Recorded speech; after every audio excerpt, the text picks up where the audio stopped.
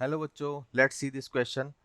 A plane electromagnetic wave of frequency, आपको frequency दे रखी है 100 megahertz, is travelling in a vacuum along x direction.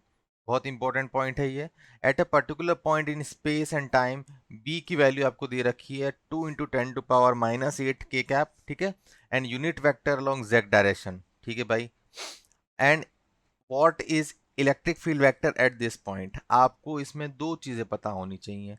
पहली चीज तो ये पता होनी चाहिए कि इलेक्ट्रिक फील्ड और मैग्नेटिक फील्ड के मैग्नीट्यूड का जो रेशियो होता है वो सी के बराबर होता है हमेशा। तो इससे हमें क्या मिलेगा, मैग्नीट्यूड में रिलेशन मिलेगा। ठीक, इसको चलो करके देखते हैं।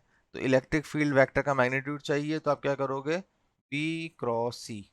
तो इलेक्ट्रिक फील्ड का मैग्नीट्यूड आ जाएगा आपके पास 2 × 10⁻⁸ इंटू 3 × 10⁻8 मीटर पर सेकंड यहाँ किसका है, और ये आपका टेस्ला आ गया। तो इलेक्ट्रिक फील्ड का जो वैल्यू आ जाएगा वो आ जाएगा 6 वोल्ट पर मीटर। तो मैग्नीट्यूड तो आप फाइंड आउट कर चुके हो बाय दिस फॉर्मूला, तो आप इसको याद कीजिएगा। पहला फॉर्मूला तो ये, ठीक है। अब चलिए दूसरे फॉर्मूले की बात करते हैं। दूसरा फॉर्मूला जो पता होना चाहिए वो आपको पता होना चाहिए पॉइंटिंग वेक्टर का, एस वेक्टर। इसको क्या कहा जाता है, पॉइंटिंग वेक्टर।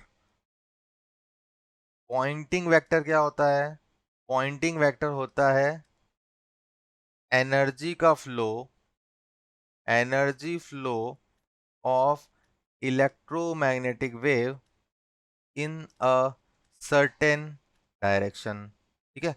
ये आपको क्या बताएगा, डायरेक्शन बताएगा जहां पे आपका एनर्जी का फ्लो होता है। तो इसका फॉर्मूला होता है E vector cross B vector upon mu naught, ठीक है।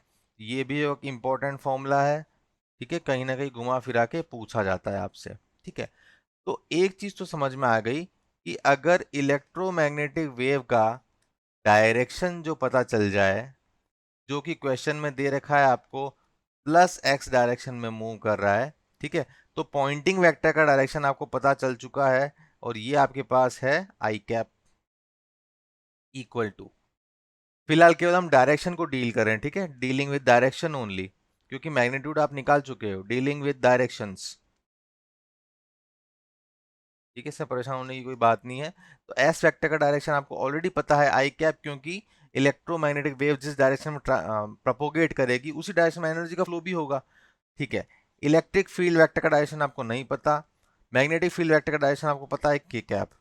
तो भाई इसकी जगह क्या फिल करें, क्या फिल करें कि हमारे पास आई कैप आ जाए। तो सबको पता है कि जे अगर मैं यहाँ पे पुट करूंगा तो जे क्रॉस के कैप मुझे हमेशा क्या देता है, आई कैप देता है, ठीक है। क्रॉस प्रोडक्ट के रूल्स हैं, तो ये क्रॉस प्रोडक्ट हो गया।